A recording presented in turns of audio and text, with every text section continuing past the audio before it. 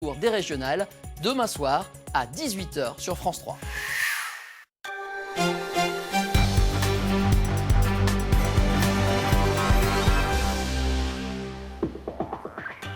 Bonjour à tous, soyez les bienvenus dans le Journal des Alpes. Le procès des meurtriers présumés de Kevin et Sofiane. Au lendemain des réquisitions qui vont de 10 à 20 ans d'emprisonnement, les avocats des prévenus montent au créneau et clament leur incompréhension. Jean-Christophe Solari nous décryptera cette situation. Ancien bastion de la gauche, le sud du département de l'Isère a viré au bleu marine. À Échirolles, ville historiquement rouge, ou encore à Lamure, sur le plateau mathésin, cette ancienne ville minière enregistre l'une des poussées frontistes les plus importantes du département. Et puis le beau temps va s'estomper pour laisser place à de nombreux nuages cet après-midi. Des cirrus élevés, signes de pluie et de neige au-dessus de 1800 mètres d'altitude. Et en soirée, température encore douce pour la journée, 7 à 13 degrés en pleine. Le procès de la rixe sanglante d'Échirolles aux assises de l'Isère. Hier, les avocats généraux ont requis des peines allant de 10 à 20 années de réclusion criminelle à l'encontre des 12 prévenus. Mais dès hier soir, Jean-Christophe Solari, les avocats des prévenus ont exprimé leur incompréhension. Effectivement, Daniel, il y a plusieurs cas qui posent question après les réquisitions rendues hier par les avocats généraux.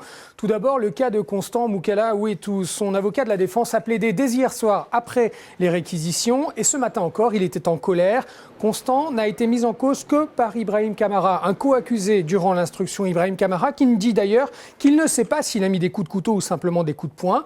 Constant Moukala Ouetou comparé libre à l'audience et contre lui, alors qu'il a un casier judiciaire vide, le ministère public réclame 20 années de réclusion criminelle. C'est la peine maximum réclamée hier soir.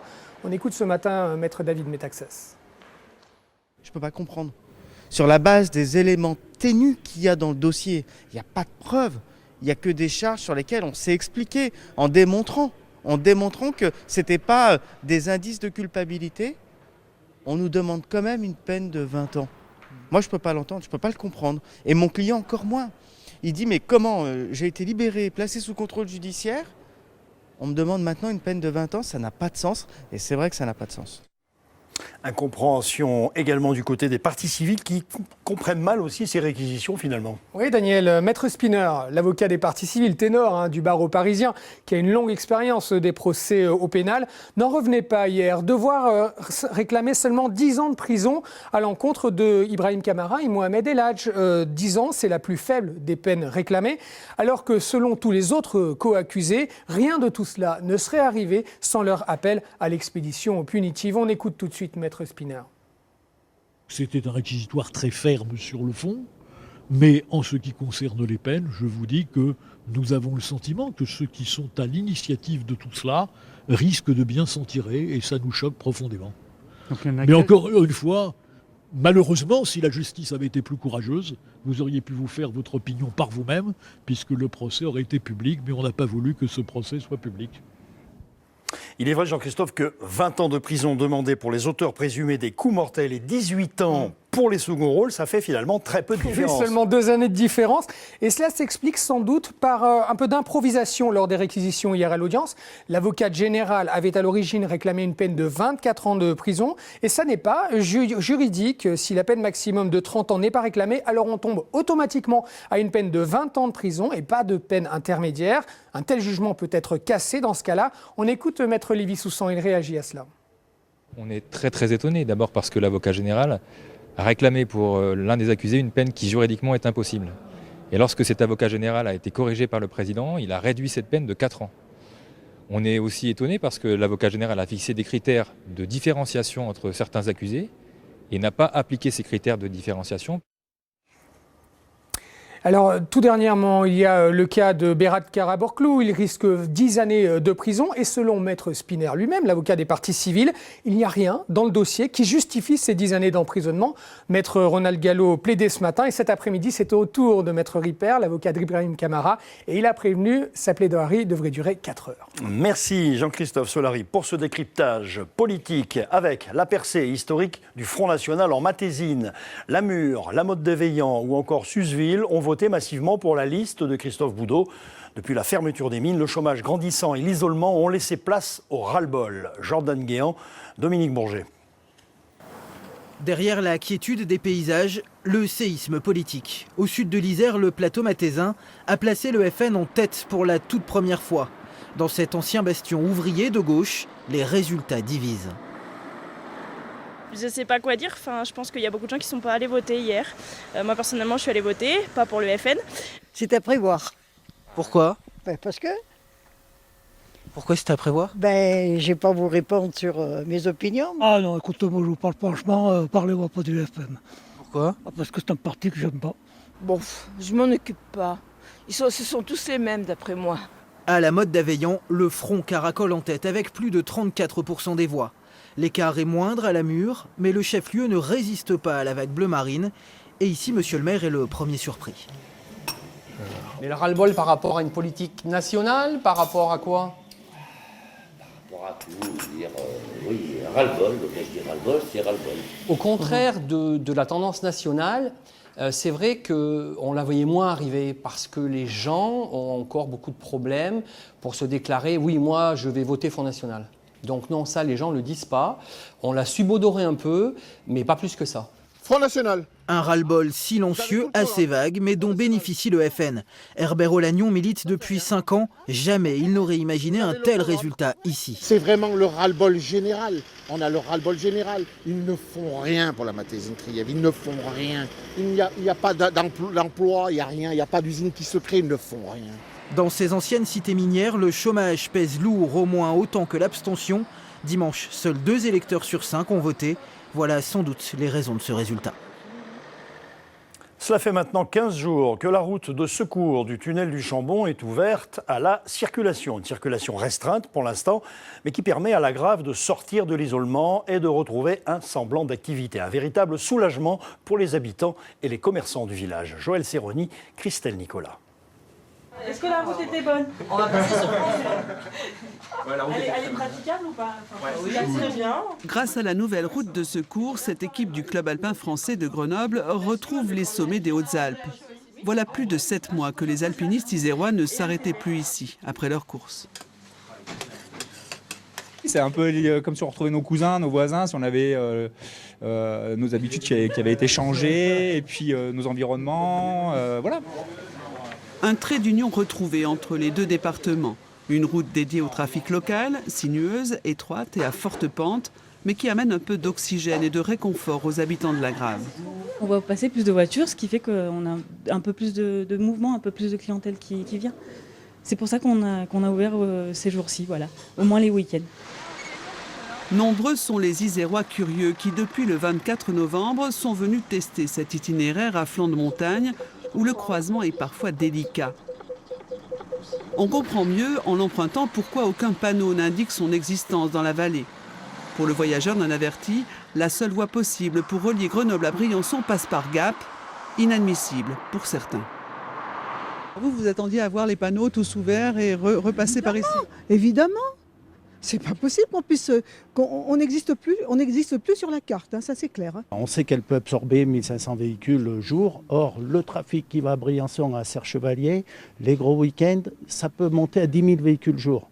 Donc, on sait que si on indique ce trafic par ici, on bloque et on sera bloqué, on sera tous bloqués. L'argumentaire est rodé. Cette route ne résout pas tout. Le maire de la Grave a bien conscience qu'il faudra encore patienter pour une solution plus satisfaisante. Je l'ai prise plusieurs fois et c'est vrai que c'est une route sur laquelle il faut rouler avec prudence. C'est une vraie route de montagne voilà, qui est en face nord, mais qui crée un vrai lien avec l'Isère. Il aura fallu quelques mois seulement pour construire la route de secours. Pour la face sud, de l'autre côté du lac, le chantier du Grand Tunnel sera beaucoup plus long. Première étape, l'enquête publique qui s'ouvrira le 17 décembre prochain.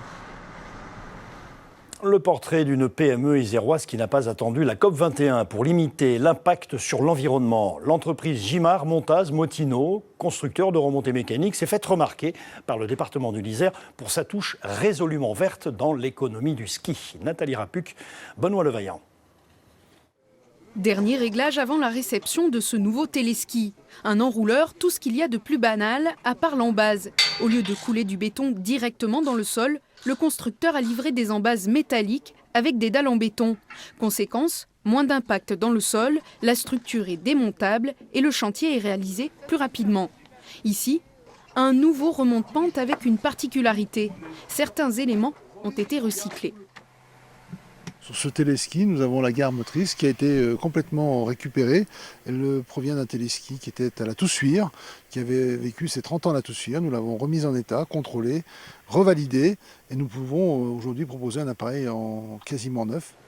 Sur le front de neige d'Auris, 3 téléskis remplacent un télésiège vieux de 30 ans. Pour la station, le choix du constructeur Gimard Montaz Motino avait plusieurs avantages entre nouvelles technologies et impact sur l'environnement. On a parlé tout à l'heure avec M. Crane d'éléments préfabriqués, de choses qui ont été reconditionnées. Évidemment, c'est un impact sur la durée du chantier. Ça a aussi un impact au niveau de la qualité des produits, parce qu'on travaille dans de meilleures conditions, donc le chantier se fait dans de bien meilleures conditions. Et au final, c'est vrai que la réussite, elle est vraiment à notre attente, quoi. Créé à Saint-Martin-le-Vinou il y a 60 ans, GMM a construit des remontées mécaniques dans le monde entier. Aujourd'hui, l'entreprise travaille pour des stations françaises avec des fournisseurs locaux. C'est l'atelier de prémontage que nous disposons pour essayer de tout vérifier avant de livrer sur le terrain. L'exemple, c'est nos balanciers qui sont fabriqués dans la région à Pont-de-Claix et que nous essayons de livrer complètement montés auprès de nos clients. 80% de notre fabrication se fait dans la région grenobloise et après, on a quelques éléments qui viennent de la France. Limiter l'empreinte écologique passe aussi par le conditionnement de leurs locaux, valorisation des déchets et chauffage par pompe à chaleur. On essaie dans l'esprit, depuis que l'entreprise existe, de toujours développer ce côté. La montagne est un bien précieux qu'il faut conserver et essayer de maintenir le plus longtemps en état pour qu'il puisse être exploitable encore de nombreuses années. Des efforts et une démarche remarquée par le département de l'Isère. Les 30 salariés de la PME travaillent sur de nouveaux produits comme une gare de télésiège compacte. 2 gros chantiers à venir, des remontées 4 places pour la Toussuire et Super Dévoluy pour juin prochain. Le retour du Barakan du Vercors, cette race de cheval montagnard et rustique qui a bien failli s'éteindre, mais qui renaît aujourd'hui grâce à quelques éleveurs passionnés. Marie Michelier et Yves Mariglot ont rencontré l'un d'eux, il s'appelle Sylvain Piltan, il habite à Engin, en Isère.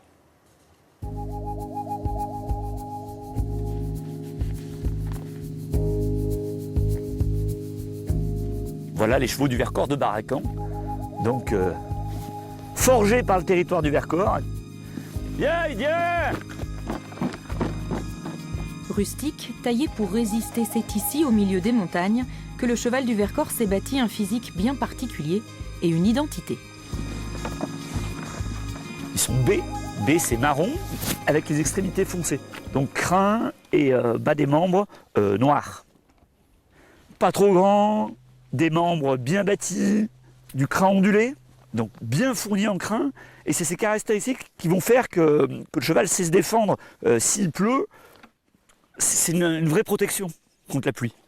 Hein, donc même chose sur les membres, là, les fanons qui sont bien chargés en poils. Là, tout le pied est bien recouvert de poils. Donc même dans la neige, eh ben, ils n'ont pas de crevasse. Incontournable dans les exploitations agricoles dès le début du XXe siècle, l'animal, robuste, a pourtant bel et bien failli disparaître du paysage. Par le passé, c'était un cheval à tout faire. Il permettait, sur une petite exploitation de polyculture élevage, de herser la vigne, de labourer pour faire les patates, d'aller à la messe le dimanche. Voilà, il était à la fois monté et attelé. Après la Seconde Guerre mondiale, avec la mécanisation et la spécialisation agricole, effectivement, comme beaucoup d'autres races territoriales, le cheval du Vercors a vu ses effectifs décroître fortement. Alors dans les années 90, le sauvetage de ce petit sang s'amorce. Impulsé par une famille d'éleveurs de la plaine de Crau en Provence, le bassin historique de la transhumance hivernale de l'animal. Rapidement, une poignée de passionnés du Dauphiné s'y associe. Petit à petit, le cheptel s'agrandit. Allez, bon rando les gars! Allez. Particulièrement calme et docile, le Vercors de Barakan, comme on le nomme, trouve aujourd'hui toute sa place dans l'équitation de loisirs ou le travail en centre équestre. Prochaine étape, la reconnaissance de la race par l'Institut français du cheval et de l'équitation, l'aboutissement et la récompense d'un long travail, soutenu depuis le départ par le parc régional. On a la chance d'avoir un cheval unique, un cheval de territoire. Et la reconnaissance, en fait, ça va permettre à nos éleveurs de pouvoir promouvoir et valoriser ce cheval, aussi bien au niveau commercial que filière, on va dire, classique, équine. Et puis ça nous permettra peut-être un jour et d'amener des vaches Villard de Lans au Salon de l'Agriculture pour représenter le Vercors, mais peut-être aussi d'amener le cheval du Vercors. Une silhouette brune, sauvée de l'oubli qui reprend donc toute sa place dans la carte postale. 200 chevaux peuplent désormais le Vercors et une trentaine de poulains s'annoncent pour 2016. Avec 3 spectacles et une exposition, Philippe de Coufflet est à la fête pendant 8 jours à l'espace Bonlieu d'Annecy. Contact, la dernière création du chorégraphe des Jeux d'Albertville, convie le public à une série d'événements autour de l'esprit des Coufflets. Damien Morelli, Christian Mathieu. À propos de ces spectacles, de Coufflet aime répéter que c'est au public de se raconter sa propre histoire. Dans les coulisses de l'espace Bonlieu, de drôles d'installations optiques, nées dans les ateliers de sa compagnie à Saint-Denis, invitent le visiteur à jouer et à danser. Le facétieux chorégraphe les a baptisés avec humour les opticons. C'est des systèmes optiques qui permettent de devenir, que chacun devienne une œuvre d'art en quelque sorte, de se mettre en scène et de jouer avec des effets vidéo qui permettent de créer de la magie. Mettez vos mains vers le haut, comme ça. Oui. On est en double, on est multiplié et c'est décalé, donc c'est bien. C'est des images magiques pour les enfants et puis moi en tant qu'ingénieur j'imagine tous les reflets et les équations qui vont avec et c'est intéressant.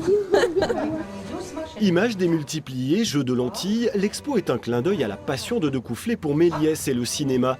Les plus avertis peuvent reconnaître dans ces 2 couffleries la patte de l'artiste. Il y a toujours une part de travail sur l'image, sur les couleurs, sur les mouvements. J'aime beaucoup, moi je suis très sensible aux mouvements. Et donc c'est toujours un régal, tous ces spectacles, j'adore. À Annecy, Philippe de Coufflet est venu partager des spectacles et des souvenirs. C'est dans les Alpes que le chorégraphe est entré dans la lumière il y a 23 ans en mettant en scène les cérémonies des Jeux d'Albertville. À l'époque, pour moi, c'était plutôt la chance, une chance énorme. J'avais 30 ans et je venais d'un milieu artistique que je trouvais très intéressant, qui était encore un peu underground.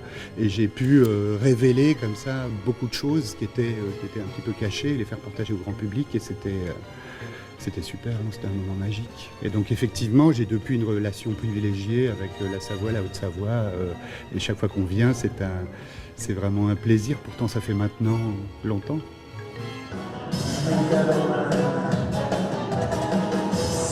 Ce week-end à Bonlieu, quelques dizaines de fans ont fait une surprise au chorégraphe en reprenant sa flash mob déjantée et festive. Une flash mob, ou plutôt... C'est une flash mob. Flash mob. Non, je ne me souviens plus du nom du bal perdu. Dernier cadeau des Annéciens à Philippe de Coufflet, 28 ans après sa chorégraphie mimée du petit bal perdu, une vingtaine de danseurs amateurs ont repris en duo la chanson de Bourvil. Au milieu du public, l'artiste, pour une fois spectateur, était visiblement ému. Non, je ne me souviens plus du nom du bal perdu.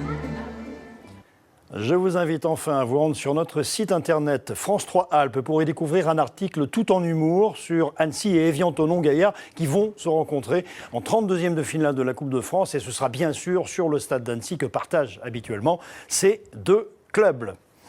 À suivre, les prévisions météo, puis l'édition nationale. Prochain rendez-vous avec le Journal des Alpes ce soir à 19h. Ce sera en compagnie de Pauline Allo. Et je vous retrouve, quant à moi, demain à midi pour un nouveau Journal des Alpes de la mi-journée. Excellente journée à tous et à demain.